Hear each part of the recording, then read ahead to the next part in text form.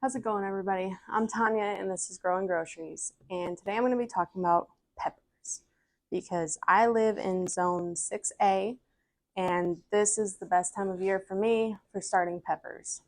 I want to get them established before it's time to start hardening them off and then get them out in the garden. My last frost date is middle of April, so I'm starting them now, and I'm growing 3 different varieties this year. This is Fire and Ice, which I've never tried before, but I got it as a sample pack when I ordered some other seeds from Seeds and Such. I'm also doing bell peppers, and I'm doing jalapenos. Now, with peppers, there's a few things you need to know. Number one, they're in the nightshade family. So they're in the same family as tomatoes, and they're going to share pests. They'll share pests with each other and with tomatoes and other plants in the nightshade family, so you got to be careful about planting. You can plant them all by each other, and that makes it easier as far as taking care of them because they require the same amount of water and stuff like that. But they're also going to have pests that will easily transfer from one plant to another. So the best way that I have found to combat that is companion planting.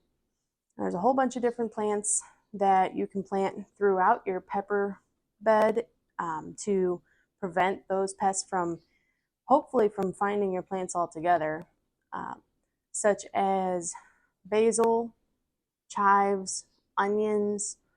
Chives and onions are really good at throwing off scent that will help prevent the bad bugs from finding your peppers, because they find them through sight, but they also find them through smell.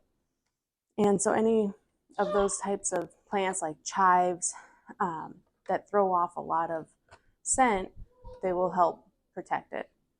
And then you've got stuff that will bring in the really good bugs that fight the bad bugs.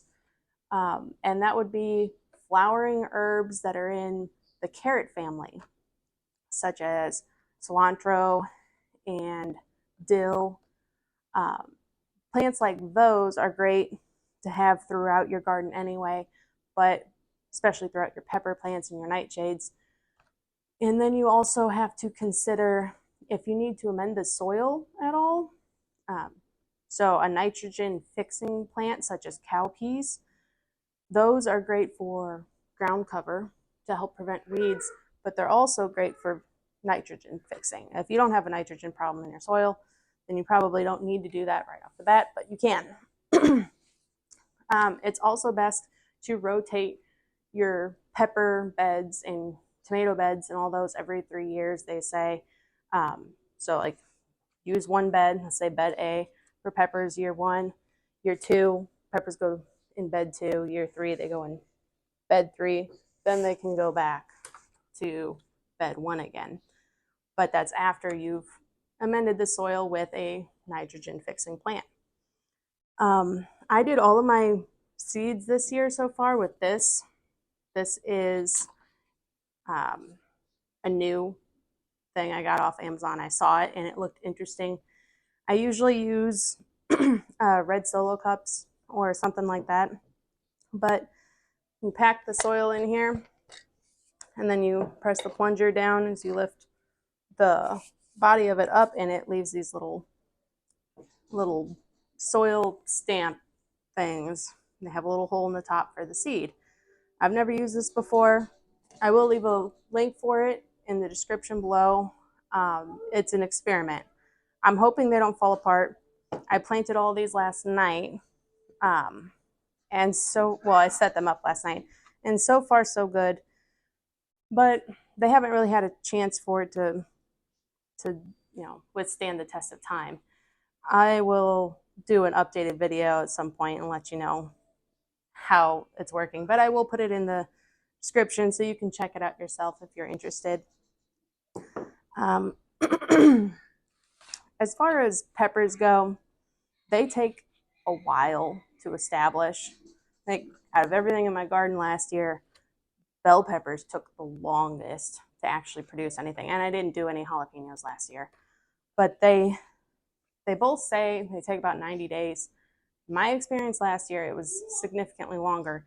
I did mess up and move them out into the garden, and then we had kind of a surprise late frost that definitely stunted my plants. I thought it killed them all. They ended up bouncing back, but it took a long time for me to get anything from them. So be very careful when you're ready to move it outside, that you know the weather is definitely where you need it to be. They're not going to flower until the temperature is over 50 degrees. They're not going to throw fruit until it's over 60. And apparently they don't do well if it's over 90 at night either. They're kind of a sensitive plant. But we eat a lot of bell peppers, so it's still worth doing every year. I think that if I can figure out the magic system this year, I'm going to have a lot of bell peppers, because I did significantly more plants than last year. So I did 18 bell pepper plants, 5 of these fire and ice, and 10 jalapeno plants. And that's really because I don't expect 100% success rate. Some aren't going to produce very well. You always run the risk of losing some to disease or pests. And I also want to have enough for preserving over the winter. So that is the goal. There's something else I was going to say. What was it? The other thing about pepper plants that you want to keep in mind is that they will cross-pollinate. So they're capable of self-pollination, but if they are planted close to each other, you're going to get cross-pollination from bees and whatnot. So what that means is that the first year they will produce fruit that is true to what the seed is.